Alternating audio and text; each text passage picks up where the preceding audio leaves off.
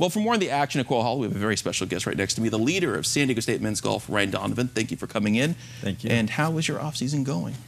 It's been great. You know, we're doing a lot of recruiting. We've got a bunch of new players coming in this fall here in the next couple of weeks. So we're really excited. Good energy and a really good team. Fun's about to begin. Well, usually we end with the question I'm going to ask you, but I want to start with it today. Based on the performances you've seen, who's got the best shot to win on Sunday?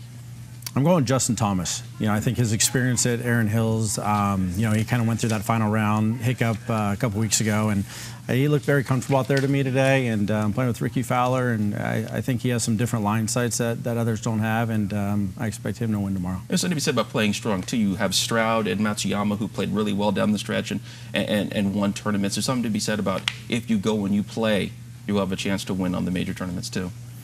Definitely, yeah. I mean, competing, and it's all about confidence in the runs that these guys get on 3 or 4 weeks in a row. And, you know, it's going to come down to the last few holes, which are very difficult at this golf course. But it's going to be an exciting day tomorrow to watch. Let's take another look at that, how we were showing before with Oosthuizen. He hits the tree root, and then he bends the club, he bends his wrist. Let's talk about the wrist first.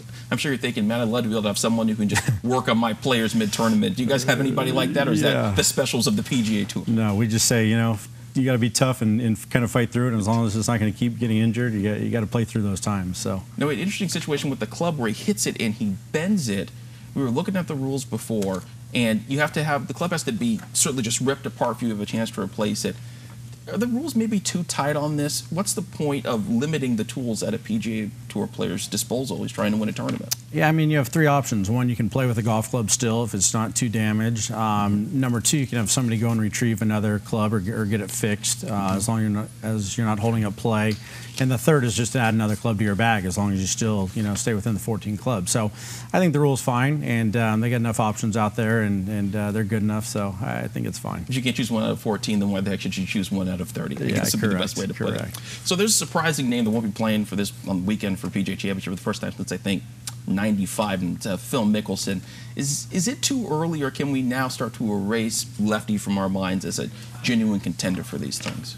No, he'll still be a contender. You know, he just has so much history and so many wins, and you know, he's not playing his best right now, but we'll see him contending again at some point for sure. It's also going to be difficult too. You know, he goes through the thing where he chooses to go to the daughter's graduation, and no one can fault him for that. But it also seems like ever since then, it's been just a really tough going. Is that maybe fair to call that maybe a signal of where his life is headed and where his priorities are right now? Yeah, I think he's just having a balanced life, and obviously family's first for him right now. But he's so talented and just gifted, and just, you know, he's Phil. So yeah, you know, we want to see him up there at the top, and I think we will.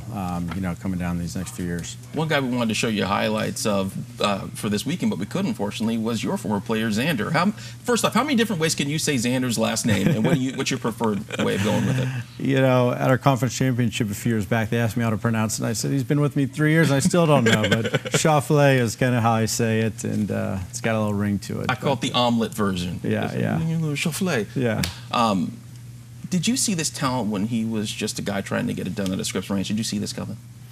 I mean, you never know with these guys nowadays, but you know, him and his dad had a great game plan on getting to the tour. This is his livelihood, and this is what he was going to do. And you know, he worked harder than a lot of the players I've seen, you know, in my career. And I knew he'd make it. I just didn't know if it would happen as fast as it has. And now he's playing with a lot of confidence, and you know, it's just great to see for him. So when you have him doing well and winning the Greenbrier, and he does well in the U.S. Open, you have Gunyang winning the U.S. Amateur, and other players, Piercy, playing well, it pretty much tells the world, if you want to do well on the PGA Tour, you can stop at San Diego State and you'll be okay. Yeah, for sure. I mean, luckily the record is, you know, talks for itself. But we've had a lot of good players that are playing all over the different tours right now, and you know, being in San Diego, the best city of you know, the world, and you know, it's an opportunity to play good golf and play a tough schedule. We kind of are a blue-collar kind of team and roll our sleeves up and deal with adversity, you know, differently, and you know, we just got a little bit of toughness about our team. So I think we strive on that, and we kind of stick to what works. Best city in the world, and one of the finest streaks you guys have going. I think it's 19 in a row you've been to golf's version of March Madness. 19 in a row. 8 times or so you've gone to the finals.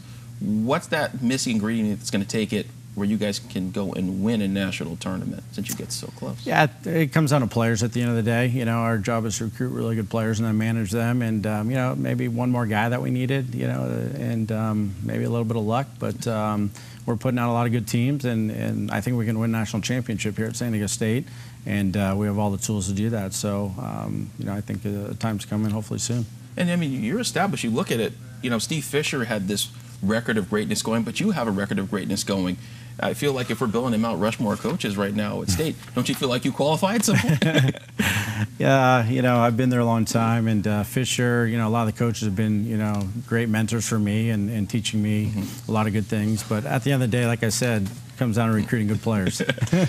Speaking of coaches like Fisher, you know, I have conversations with Rocky Long and the new coach Brian Dutcher about how do you keep talent from escaping the city limits. So how do you handle the golf version of keeping talent here, especially when there's so much quality golf talent in the city, and that comes to it from things like the Junior Worlds and the U.S. Women's Amateur that we just had?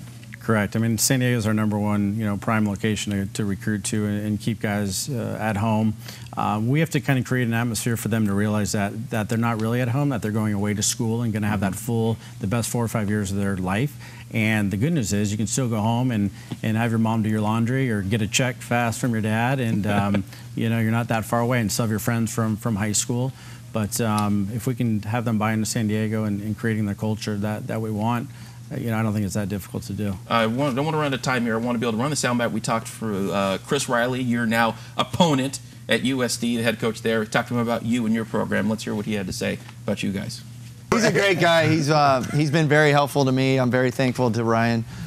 We actually co-host a tournament, the Lampkin tournament, down at San Diego Country Club in March, and he's been nothing but professional, and I really appreciate what he's helped me with so far. Words you're sharing, or you guys is rivalry? If he calls you, are you just hanging up the phone, or what?